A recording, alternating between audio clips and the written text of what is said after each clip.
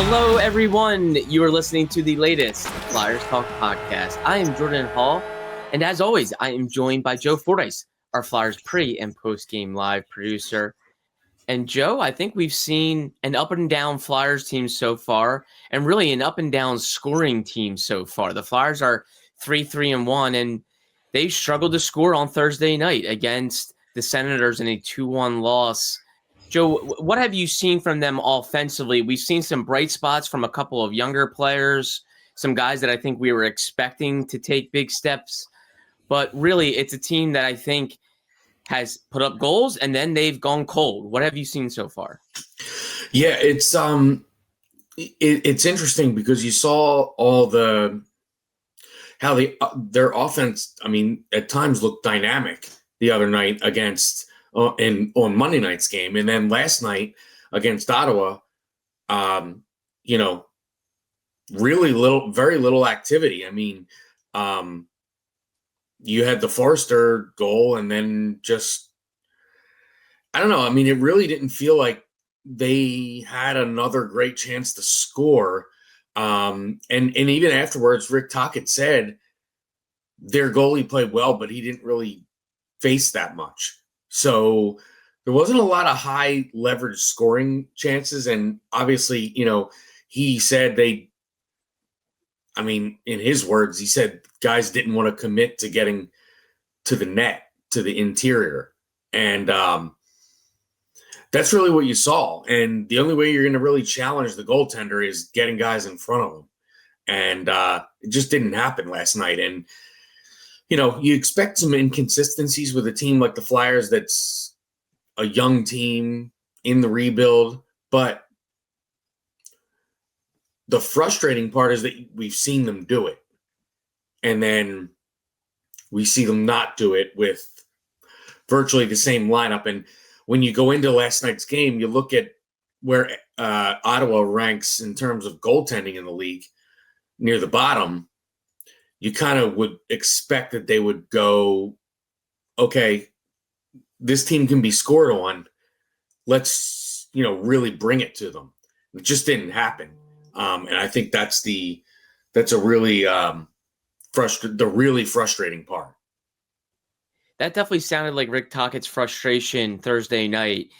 He's been harping on going to the interior more, being more of an interior team to score consistently at the NHL level, going back to the training camp. And it seems like he had started to see it. And then Thursday night, he didn't. And he sounded pretty frustrated about that. And he mentioned it's hard. It's hard to do that consistently, is to get to the middle of the ice and to really compete there. And he didn't see that against Ottawa. And that's, I think, part of the Flyers' problem is they're going to be a little up and down offensively right now. But a couple of guys, Joe, that I think have been there for them is Owen, Tippett, and Tyson Foerster. Two younger forwards. Tippett, I think, of course, is no longer like that young guy anymore. He's developing more into what should be a premier guy in their offense. And then Foerster, of course, is a rising kid. But two guys that I think people are hoping are cornerstones to this whole thing. They've been great, Joe. It's hard to complain about their efforts. Yeah. And, you see the thing that I think we all were looking for since Foerster joined the Flyers is we see the shot. We see how effective it is, that's the strength of his game. And we would see it and then we wouldn't see it for stretches. I think what's encouraging now is we see it, we talk about it between games, and then last night you come out and you see it right away again. That is, I feel like, what was missing, and that's kind of what's encouraging this year so far, is that there's a level of consistency with those two players that really wasn't there before. Tippett driving the net. And we know he was a streaky player before, but it's almost like this year he's almost, so far at least, forcing himself to be a more consistent player. Now, he doesn't get on the score sheet last night, but they only had one goal. So, it's nobody was really on top of their offensive game last night. I'll be interested to see what they look like Saturday. When they come out, matinee game, first one of the season, should be a good crowd. You'd hope they come out with that dedication and that drive to get to play, get toward the net and play in the middle of the ice and do all the things that Rick Tocchet said that they didn't do last night. You hope you see that tomorrow afternoon in front of what should be a really good first matinee crowd of the season. That will be a start of a 5-game homestand, and the Flyers had a really good homestand before this road game against Ottawa. They went 3-1-0 on that homestand, and Tocchet has talked about building a bit of a swagger on home ice, and I think this is a great opportunity for the Flyers to keep building that here at home and really respond to the loss in Ottawa. But Tippett is a guy that had an 8-goal drop last season, a 10-point drop last season, and here he is off to a great start, 5 goals in 7 games. Probably exactly what the Flyers were hoping for, and a guy that looks like the most dynamic player on the ice when he's really going well. And Tyson Foerster, what really is intriguing to me is he had a slow start last season. He had 2 goals in his first 16 games, still finished with 25, which just tells you if he eliminates a slow start, he could potentially score 30. Off to a very nice start this season. 6 points in 7 games, 3 goals, 3 assists. And he had talked about trying to figure out the slow start thing. In his 2 NHL seasons, his 2 full NHL seasons, he has been plagued by slow starts. And then he turns it on, and he's had nice numbers. Right now, it seems like he's figured it out early. So if he can continue this, really promising things for him. And this was a guy that Rick Tocchet mentioned. Sidney Crosby called him and said he loved him at Worlds when those two were together playing for Team Canada. I mean, that's high praise from a guy like Sidney Crosby. It just seems like the Flyers are so excited about Tyson Foerster and what he can bring in this rebuild. He just seems like a guy, Joe, that could potentially score 30 goals and play in all situations. Yeah, and I think, when we talk about him figuring it out, I think the answer is simple: shoot the puck. Yeah. And I think a lot of the answers with this team come down to shooting the puck. And it might sound like stupid or too simple, but I think with a guy like Foerster, it is simple. The shot is so good. That's the part of his game that is the strength. And we're seeing it. He, Monday night, the first goal he scores, he kind of uses his own guy as a screen and shoots it around him to the far side of the net, top shelf. I mean, he's got that kind of shot that can beat a goalie clean. And quite frankly, we've talked about this.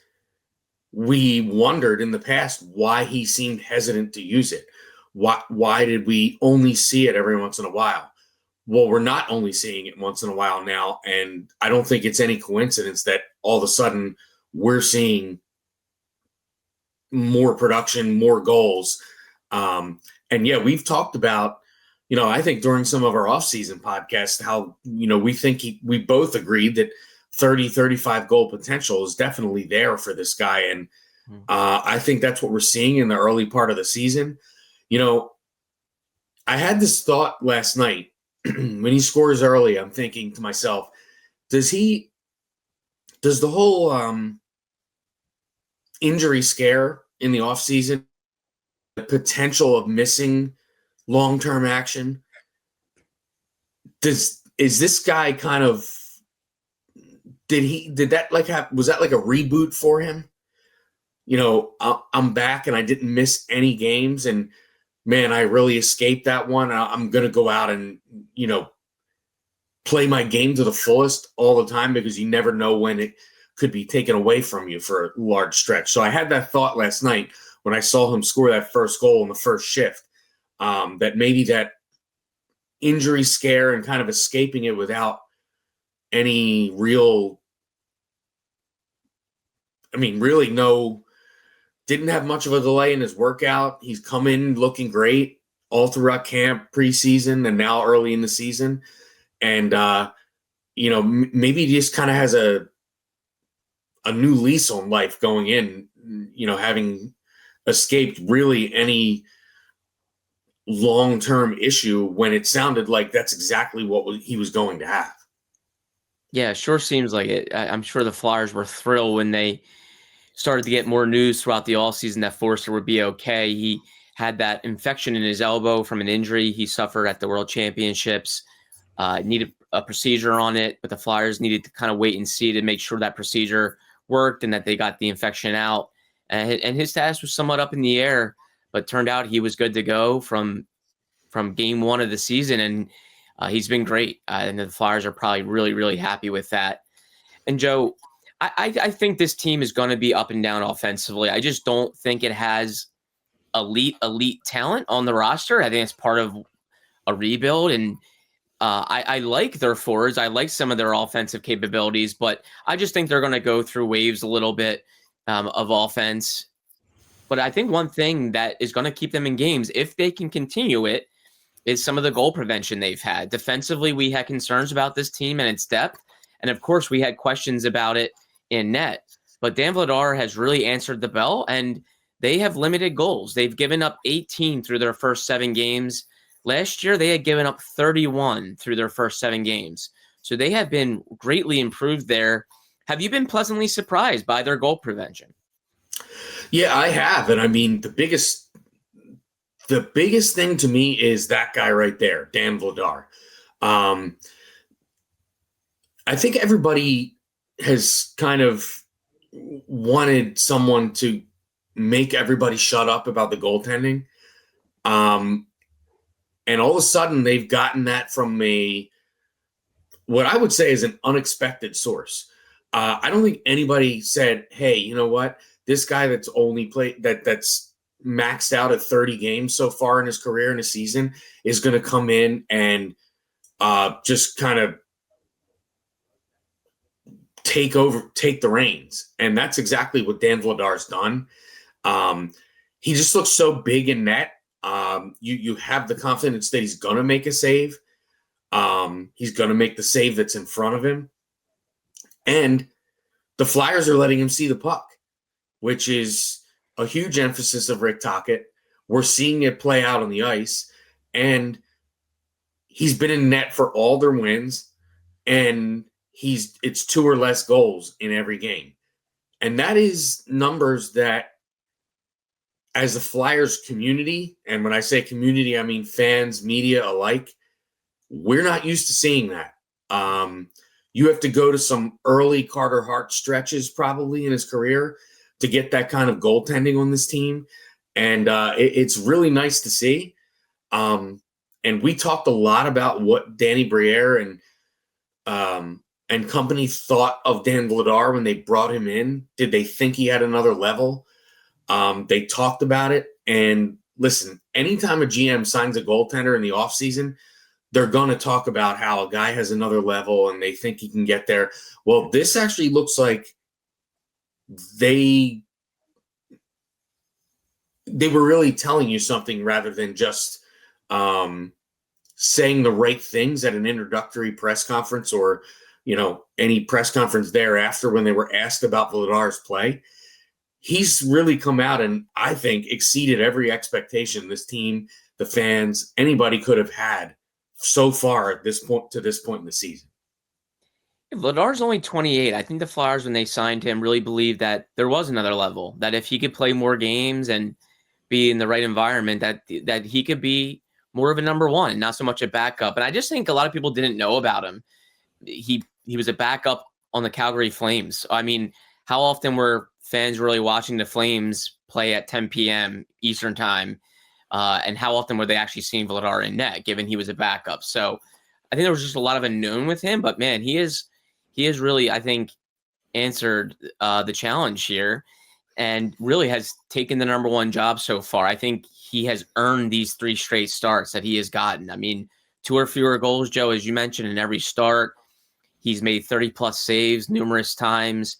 And, Joe, I really do think there are a couple things to Rick Tocchet's system that have helped. And Danny Briere did mention this, that he thought the goaltending would be better because of Rick Tocchet's system. And one is allowing that goaltender to see shots. Don't block shots as much. Allow them to see shooting lanes. I think that has helped. And also, I think the Flyers have been more focus on playing some possession. I think we've seen that a little bit more. I think they've had the puck more, they've kept it more, and that has helped. I think Vladar and Samuel Ersson ultimately not have to make as many saves, and also they've seen the puck. So I think so far so good there. Yeah, I mean, and you think about over the last couple of years, how many times did we hear John Tortorella say we didn't have the puck? Yeah. And I think back to early games this season, the Flyers hung in with Florida. They got a win against Florida. They hung in with Carolina. These are two of the best puck possession teams in the league, and the Flyers were right in there with them. Whereas it seemed like the last 2 years when they would play teams like that, not necessarily Florida because they actually played pretty well against them, but Carolina, it seemed like the Flyers never had the puck. And that's obviously something great because, as you said, if you have the puck, your goalie's not under that much pressure to keep stopping it over and over and over again. So the shot totals have really been kept down. I mean, so, couple Monday night's game, I believe Vladar had 28 saves. That's a big number, but if you're seeing it, the number all of a sudden becomes not as important. Mm-hmm. It's the shots that are coming through traffic, and block shots lead to deflected shots too. So it's not like a block shot doesn't mean that it was blocked from going to the net. It just means somebody got a piece of it, and that's where we saw it happen over the last few years. That's not always a great thing to, especially, we saw a lot of times out high, forwards blocking shots out high in the zone, which lends happening on the way to the net with the puck. So I think his system is definitely a big part of this. He has preached it all along, and I think we're seeing it play out right on the ice. And I think that's one thing that fans can really get behind and appreciate is a coach and everybody saying, okay, this is what the coach's system is. And then you're looking at it on the ice and seeing it play out.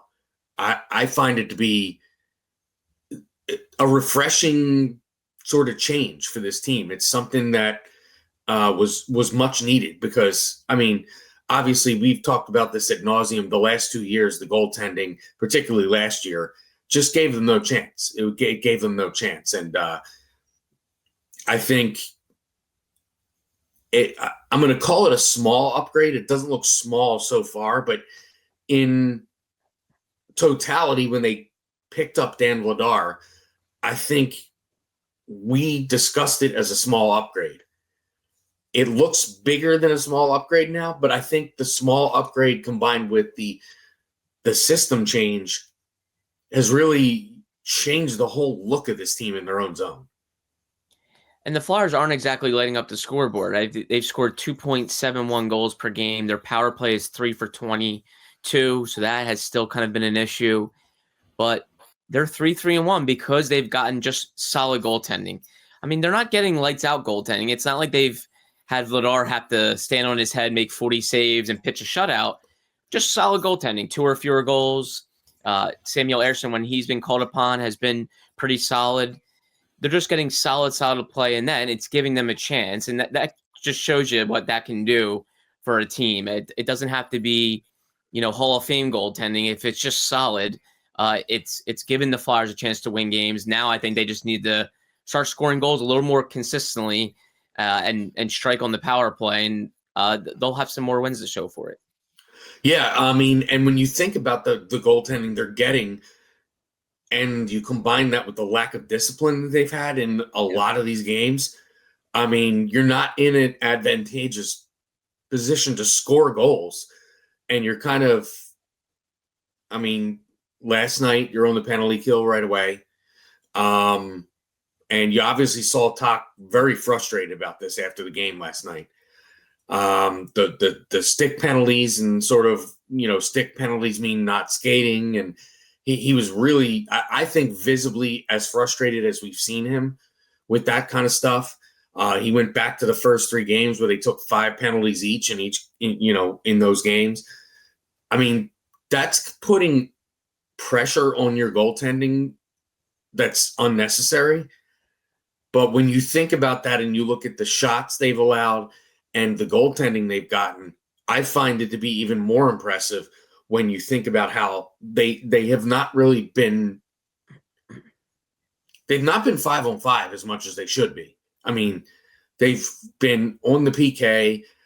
Some of their big guys haven't been playing as much because they've been on the PK, and those guys don't play on the PK all the time. So there's been some factors, too, that I think make the goaltending, if you want to put a positive spin on their lack of discipline, which it's really hard to do, you can look at their goals allowed and see that despite all that, they're not getting lit up in the net, because I feel like if it was last year, that would be a lot different of a story. And Joe, it wouldn't be a podcast if we did not talk about Matvei Michkov. 1 goal, 1 assist through 7 games. Not the start I think he had hoped for, or the Flyers. And of course, there's been a lot of buzz just around his name about coming into camp in shape or out of shape, and the slow start and filling out Rick Tockett's system and getting consistent minutes. A lot of noise around Matvei Michkov, but Joe, I do think he has looked better the last 2 or 3 games. Where he's been way more noticeable offensively. He had that breakaway last night in the first period as he shot out of the penalty box after a penalty. So I think his game's starting to come. I really do. Do you sense the guy that's going to start scoring a little bit more here? Yeah, I mean, you saw him. I mean, quite frankly, he missed the net on a couple of point blank opportunities. He's been more. You haven't been saying to yourself he looks slow like you did early. That's kind of subsided. You've seen him right in the middle of plays and hanging in there. Now that goal we're looking at right there, he comes out of the penalty box. So the disciplinary issues are still there sometimes, but you're seeing him play more physically without taking penalties, which I think it has to be a huge part. He's a guy that's he gets in this sort of feisty mode when physical play picks up, when he's kind of ragging the puck a little bit, and what we've seen is him kind of lose track of his discipline when that happens.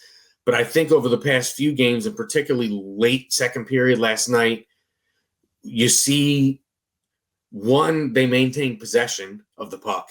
Michkov's involved, and he has to make a couple physical plays without taking penalties. And we saw that, and I think all those things are encouraging.